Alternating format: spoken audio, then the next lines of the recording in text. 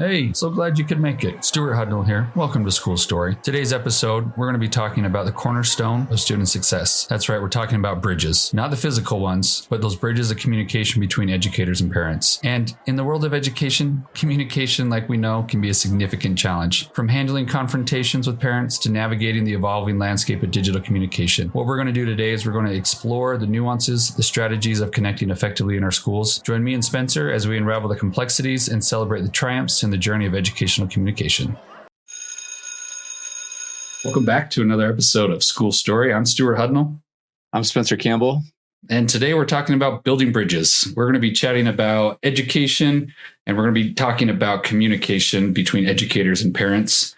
Quite possibly the biggest obstacle, but also the biggest bridge that we get to cross and has some of the biggest buy-in or payoff. What do you think? Reward. I think if you're a good communicator, that will outweigh a lot of other weaknesses that you may have as a leader or teacher and educator. Yeah. And it can also be your biggest headache and downfall if you don't have that ability or you're not growing that. Right. Would you say that's true? Internally and externally. Yeah, for sure.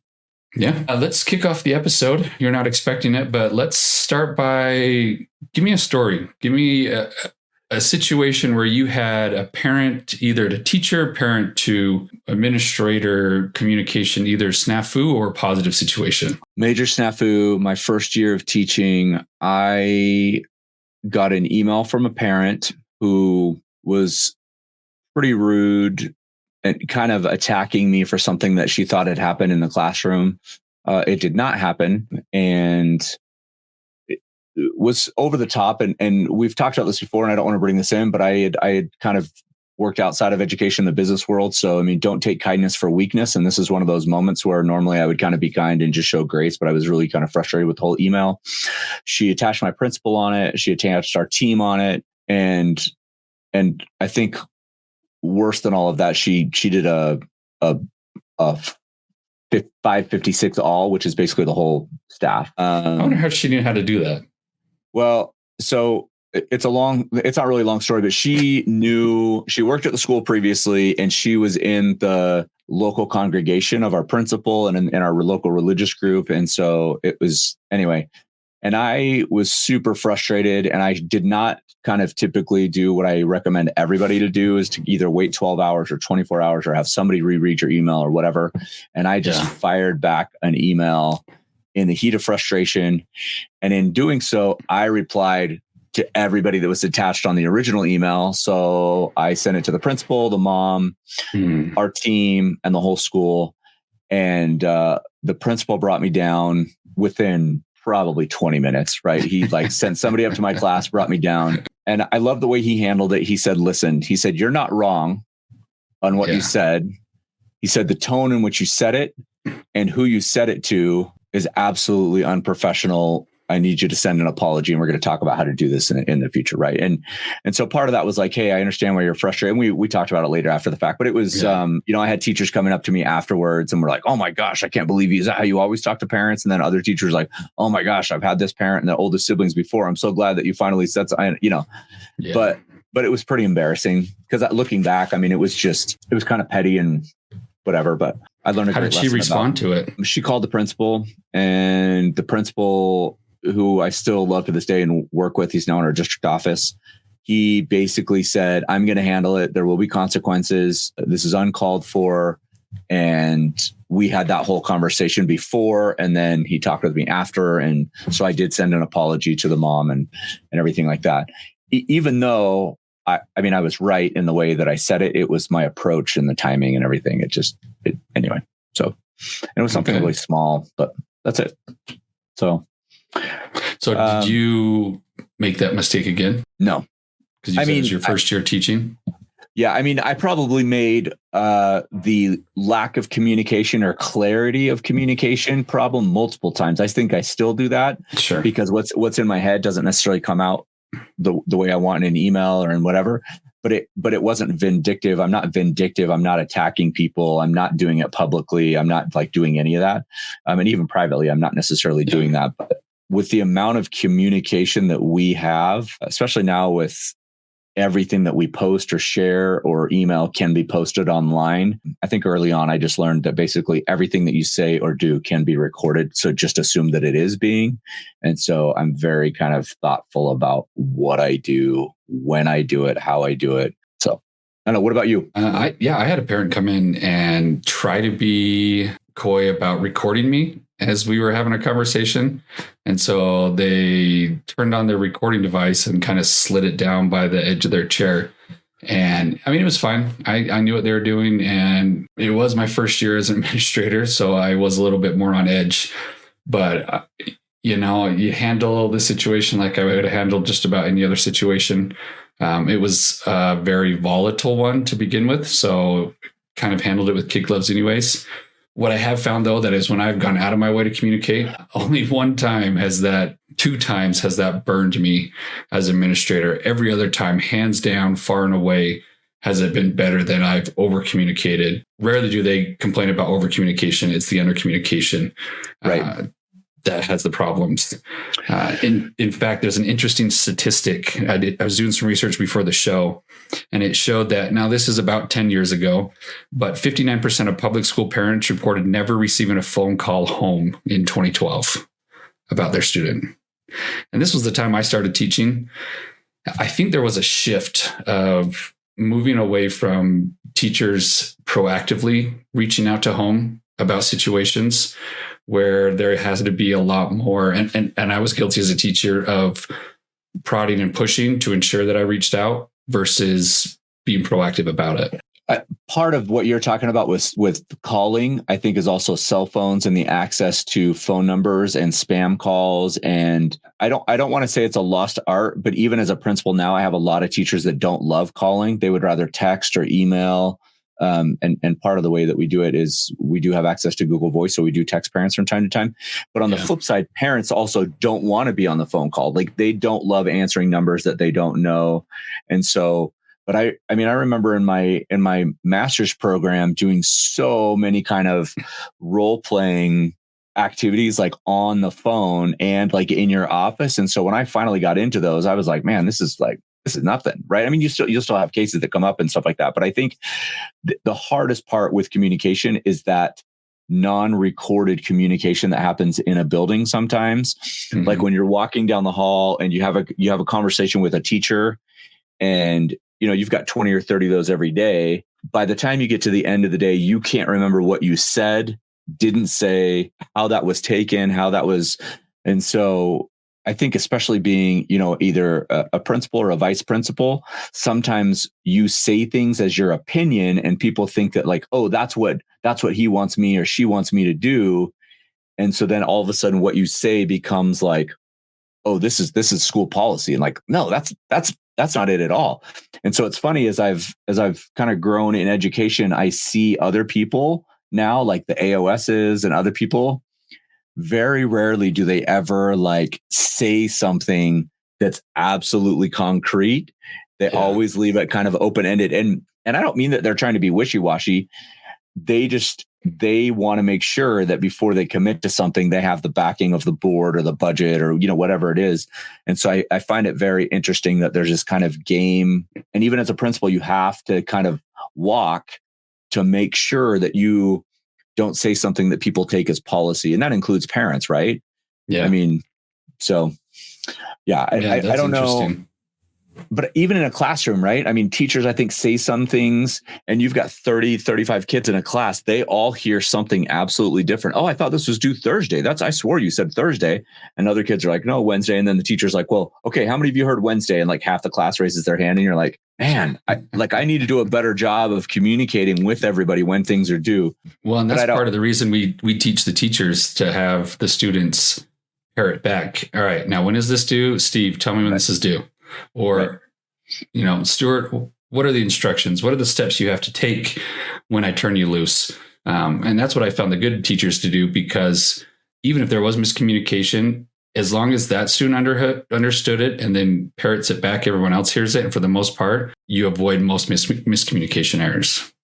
Well, even the idea of a planner, right? And I know it's kind of come and gone and come and gone, but the idea of having kids write everything down. And I remember as a teacher, we would send a YouTube video home before the kids even got home from school that talked about what we did that day. And that was pretty, I mean, that was cutting edge. That was 2010, 11, 12 before, Canvas and all the different things that are out there now. But this idea of we wanted the information to go straight to the parents and skip the not the best communicating 12-year-olds, and parents loved it. And I tried doing it again when I was in 9th grade. It didn't work as well because by that time we had, different grading things and other things like that. So one interesting study I found, it was done by Harvard and Brown University. What they found is that and this was done with a high school summer credit recovery program. So think about the population you're dealing with. Right. What they found is students whose parents received weekly messages from teachers there was a 41% reduction in students failing to earn credit when parents received weekly communication from the teacher. So a 59% increase. And again, I mean, so I think on the flip side, being a parent, and part of it, is how many kids I have, but I get so much communication. Yeah. And depending on what level.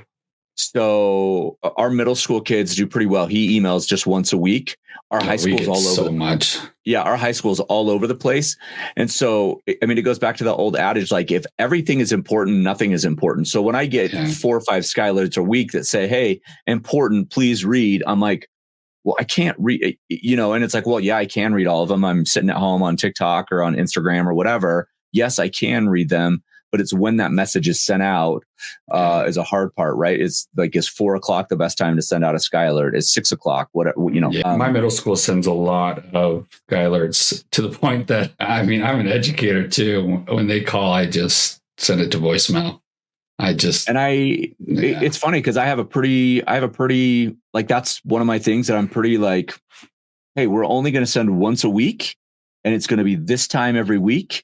And if the information's not in there, you'll get it the next week. And if we drop the ball, We'll take the repercussions of that. Every once in a while, you have an emergency one that you've got to send out. Something happens. There's a snow day or whatever. But that's not what I'm talking about. So talking about on the phone, communicating with parents. I mean, we're talking about school-wide communication, but also internally. And then do you think, I mean, that first year you probably called 500 parents, maybe? I couldn't even tell you numbers. I mean, that's an average of 3 a day. Yeah, probably not that many. Well, because you have the days when you're going to call 10 parents. Yeah. I mean, in middle school, you were in high school, so the behavior is a little bit different in high school than it is in middle school. I would say on average, it was 5 to 10 calls a day.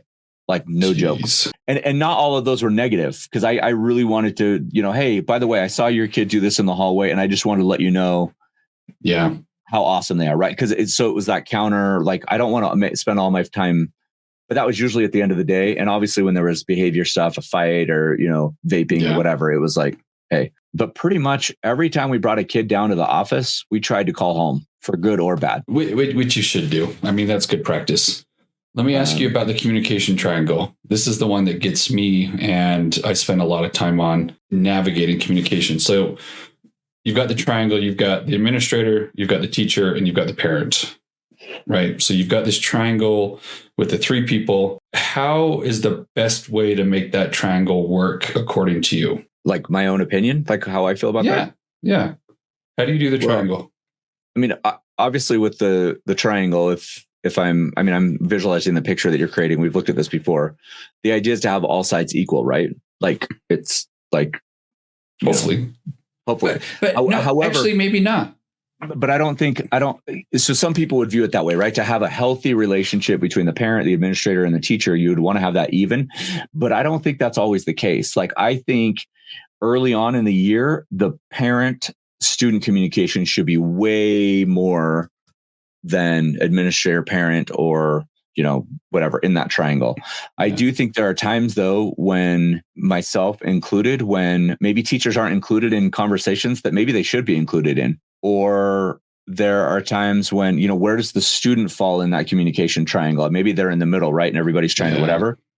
I think as the older the student gets, the more responsibility they have should be part of that communication triangle. But the hard thing is you get the message of the student telling the parent one thing, right, where it may or may not have happened that way. And so that's when I find I have to step in the most, is when there is the miscommunication between the parent and the teacher.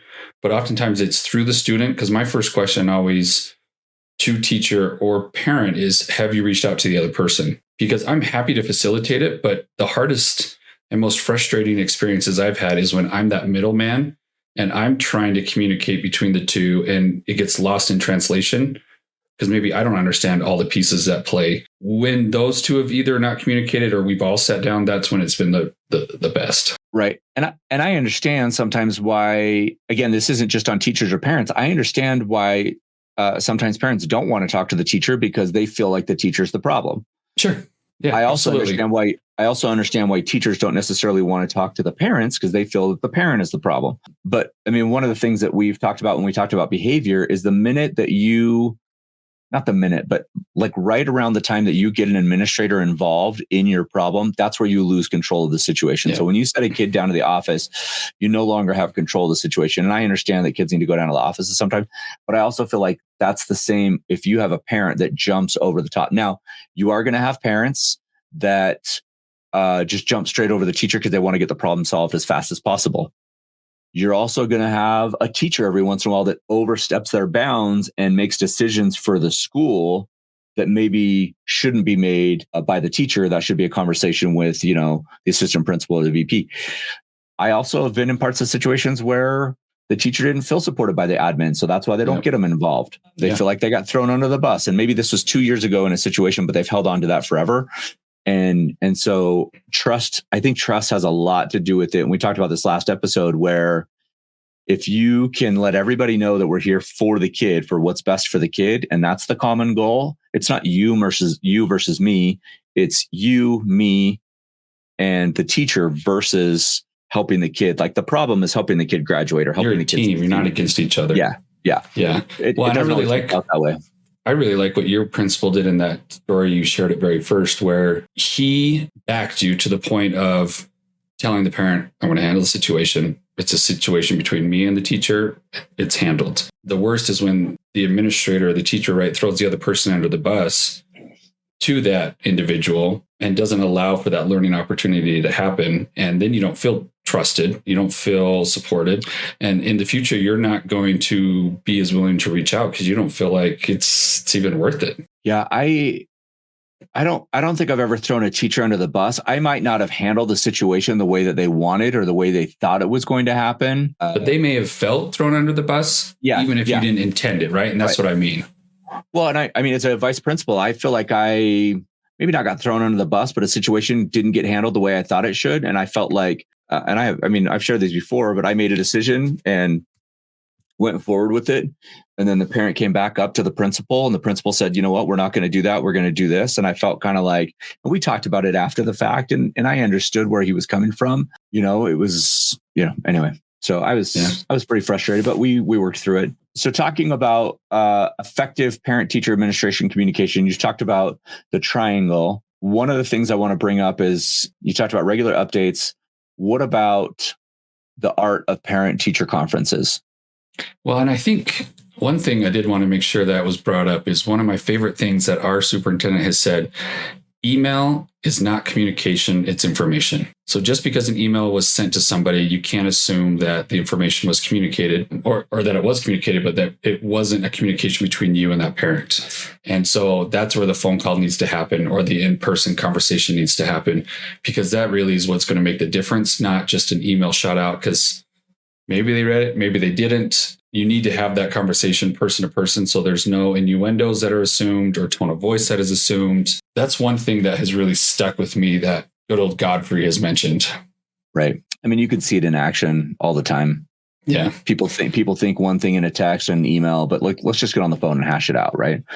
My very favorite parent-teacher conference setup, anything that I've seen just happened this year. Happened during fall parent-teacher conference, and it was actually at a middle school. It was actually with one of our buddies that hopefully we get on the podcast one day. I went over to his parent teacher conference because he had invited, I work, like I brought up, at that technical career high school, right? For lack of a better explanation. And we have a hair design, nail tech program there. And I have some beautiful toenails right now. Can't show you. Don't show them. I'm not going to show you, but you're going to take my word for it. I went up and got a manicure and pedicure because I needed a model, and happy to do it. First pedicure in my life, but it was awesome. One girl was almost throwing up because she hates feet so bad, but she powered through it. It was hilarious. Not because my feet are that bad, but feet are feet. So whatever. Right. Anyways, our hair girls were invited by this principal to attend his parent teacher conference night. And what he did is he held it as a community night. And in lieu of having parents come just to talk to the teachers, what he did is he created like I said, a community night, but had all these outside organizations involved. And so we were there to provide free haircuts. We had our barbering students there, provide haircuts with them. We had nail tech that were there, and they were so busy, they weren't even able to do full manicures. They were just painting one fingernail or something, but it was cool because it was able to get us in front of a much larger crowd. But in addition to us, he had community leaders there.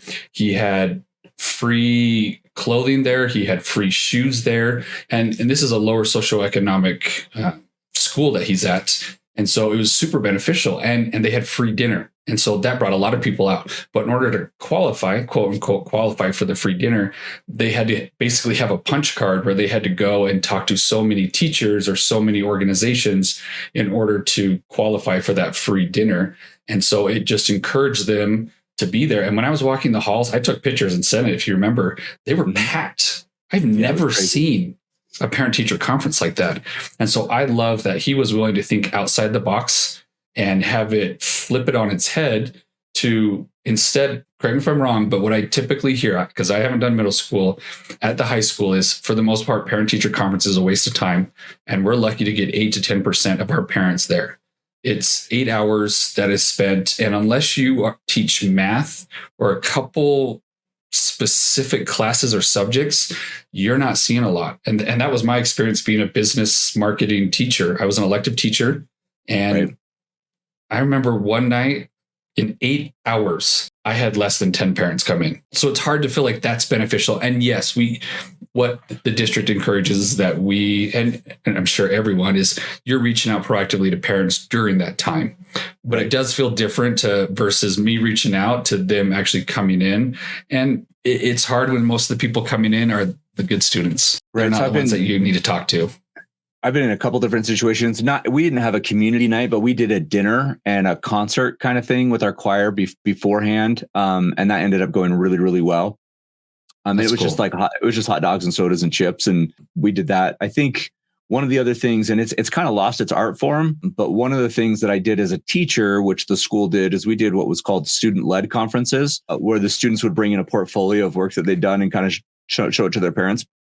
And there was some stuff in the portfolio that was meaningful, like they had artwork, they had a paper they'd written, they had some math stuff, and they were kind of walking through this portfolio, and they would go through goals and different things like that. I'm not totally against that. Some of the stuff was like prefabbed for that folder. And so you'd be going through your units, and then you'd have to create this one thing for the folder. I didn't love that part about it, but I did love that the students were in charge of showing, owning their grade or what they've learned and why and what they were going through and what their goals were. I really, really, really liked that, the goal setting part of the whole thing. I think honestly, and this is what we've done online in the school that I'm at, is we say, okay, any two-way communication that happens the week of parent-teacher conferences, whether it's teacher-initiated or parent-initiated, would quote unquote count. But the focal point of that discussion has to be the student. It can't just be like, hey, what's happening at the school or what's going on? Like, oh, we want to take this survey or whatever. It's like everything has to come back to the student. And typically, I ask my teachers to say, here, these are, and this isn't like the Oreo cookie. This is like, hey, these are things that I've seen that are going well. And these are the things that they need to work on. And that's it. Right. So these are two things that your child needs to work on. And not the feedback challenge, but just talking in general. Yeah. And I think parents appreciate that. I think obviously with technology, parent teacher conferences have gotten a lot easier where you can do Zooms, you can meet with parents. I mean, I know IEPs and some of those other things have. For sure. One of the things I think that's important though, as a principal, this is super important is, or a VP, right? It doesn't matter. Your administrator in the building is you have to spend time in your PLC time with your teachers or your new teacher orientation or your mentor teachers or whatever. You have to walk through with your new teachers what parent teacher conference could look like, should look like, and doesn't look like. No matter what your setup is, if it's just an open gym where they can come in, if it's in their classroom, if it's on Zoom, whatever, is as a leader, to be effective, you have to prepare them for that, especially that first one. And what do they do if they get in a confrontational situation? When are their breaks? When is the lunch? How many kids should they be going through? What if they have a long line? What if they have a paper, all sorts of things. And one of the biggest things I think, is having a new teacher. They want to solve all the problems right then because the parent's right there. Is just to say, you know what? This sounds like this is going to be a longer conversation. Let us set up a time for next Tuesday at 3:00 or next, Wednesday at 4:00 where we can talk about this. I've got 3 or 4 other parents that I need to see right now and check in with, but I want to make sure. I feel like if you're not doing that as an administrator, you're failing your new teachers and training them what they could or should be doing, I guess. I don't know. Well, and should is probably the wrong word, but I know at my former high school, there was a really strong mentor program set up. And so those specific things were the responsibility of the mentor to go over that type of information with the new teachers to ensure that they were successful. And because, for example, my last year at one of my high schools, we hired 26 new teachers.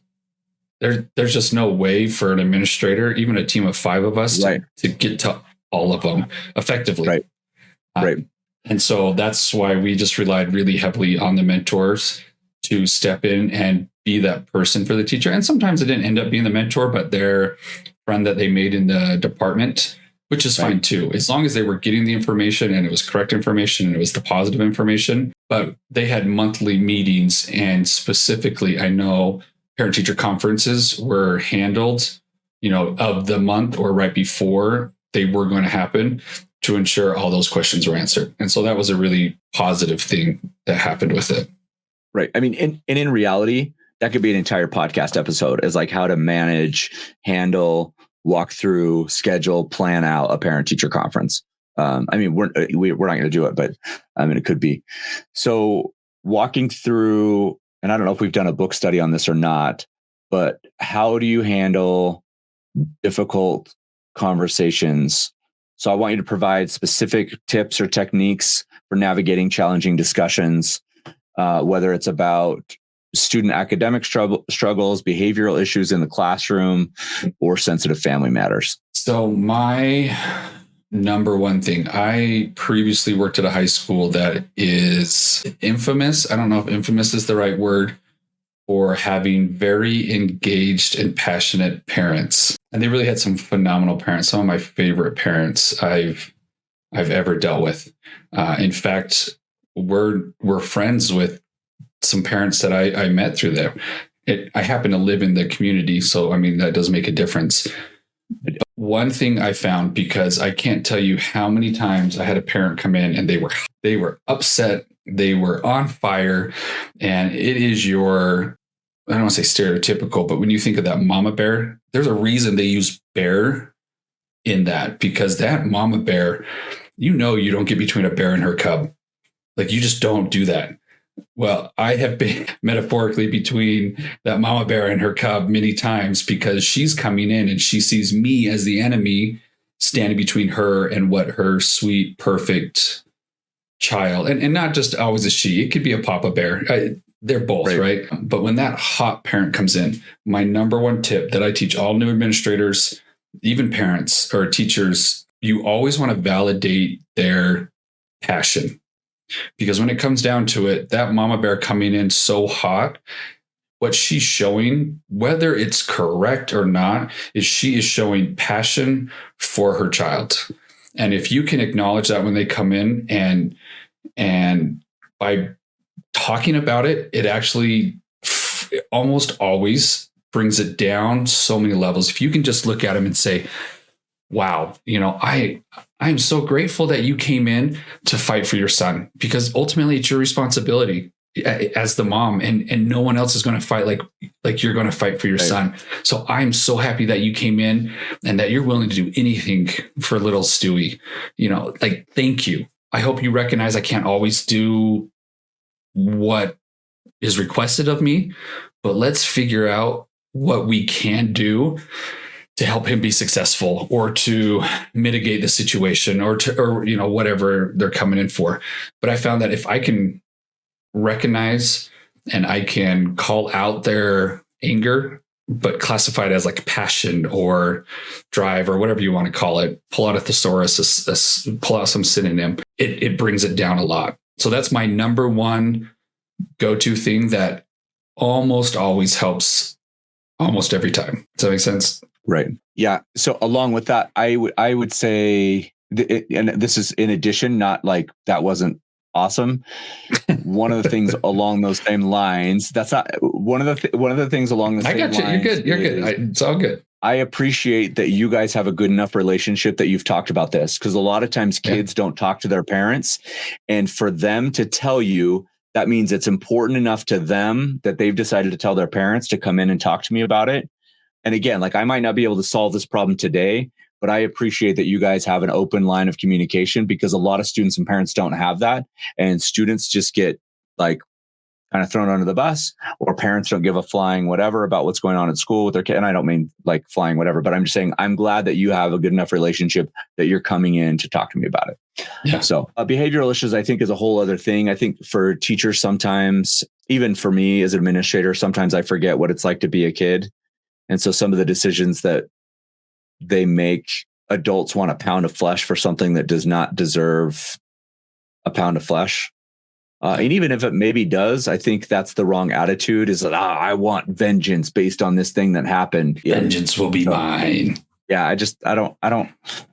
I have a certain set of skills. I don't know. I don't know if I like, but I mean, always handle things with sensitivity, right? I mean, I think that's just working in public education. This comes up all the time, is you're working with kids, families, jobs, transportation, food, income, medical, psychological, doctors, lack of all those things. I mean, it's just, it's a weird thing if you were to try and break it down and explain to somebody outside. And they think, and I don't mean they don't know what's happening, but just the kind of stuff that happens in a school that we are trying to help navigate families and parents and kids through is just, sometimes it's absolutely heartbreaking, right? And I was getting a little emotional as you were talking about that. So something happened this past week that anyway. Yes, secondary trauma. It's a real thing. You go through the traumatic event through them, and it affects you. It makes it tough. And in fact, I love talking to new administrators, because they are shocked at what they didn't know that we do as administrators, and how much we do that isn't seen. You just said do. I know I said do. Maybe I said do on purpose. But, all the things that go on behind the scenes that they don't know about and shouldn't know about, right? They don't need to know as teachers about it, because that's our job to make sure the school's running efficiently. And so that's always a highlight of mine, is to talk to them about what they didn't realize that we did do, not do. And one thing I do feel like as an administrator, though, if you can tell a teacher, I think that's a question that I always ask the parents, like, hey, are you okay if I share this with the teacher? Like, you don't want to leave teachers in the dark. It's not intentional. Absolutely not. No, I know. But the idea of it is, I think sometimes you can tell the teacher and say, hey, listen, this is what happened. The kid's out of, the building for whatever. I'm not going to go into details, but he got suspended for an altercation.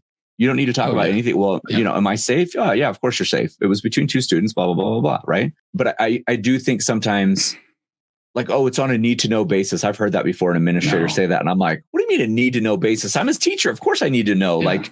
I have the best relationship with them in the school, or you have the best, another teacher over here. How can I not help? Anyway. So one of the things I think that you talked about and I talked about just in that last little piece is don't put out the fire of parents, but encourage them to continually be involved. Even if they're coming in hot and heavy, I would much rather have a parent that comes in hot and heavy and frustrated with something than a parent that won't return the calls, won't return the emails, won't come in. And I'm not saying that that parent doesn't care, but at least I can work through something with a parent that is frustrated, angry, whatever. Yeah. I think that by doing that, it sends a message not only to that parents, but every parent has a community of parents that they talk to. We know that, like, oh, who should I get for this class? What third grade teacher is the best teacher? What, whatever. And I just feel like when you can get them involved in those things, it's easier to get them involved in other things like the PTSA, the school community council, on some committees, on school-wide activities. The right direction. Yeah. Like, hey, yeah, we'd love for you to be involved with the school. You want to volunteer? We need people on field trips. We need this and this and this. Yeah, please volunteer. I agree. I think we should end it on that. That's a good note to end on. We've got more to talk about, and I think we're going to have like a part 2 later on. Okay, part 2?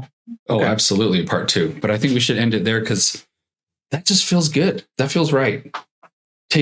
Redirect that passion and that fire. Don't extinguish it. Is that how you said it? Don't extinguish it? I didn't, but I'll take that. Sure. Don't extinguish the passion. You just got to direct it the right way. You said something like that. It was smart. I'm going to have to rewind it and go listen. I don't usually say smart things, so I'm glad it came out that way. That's, I think, why I'm so surprised. If you're listening to this podcast right now, we appreciate you. Yes. We assume that you're probably an educator. We hope that the things that we share and talk about help you. The best way that you can show support is by leaving reviews, comments, sharing with other educators that you know. You can also reach out to us. We're gathering names for guests right now. We're starting to kind of get a rotation of people to come on. We would love to talk. We'd love to talk with other passionate educators about what we do every day. So hit us I'm up. Spencer Campbell. I'm Stuart Hudnall. This is School Story. Peace.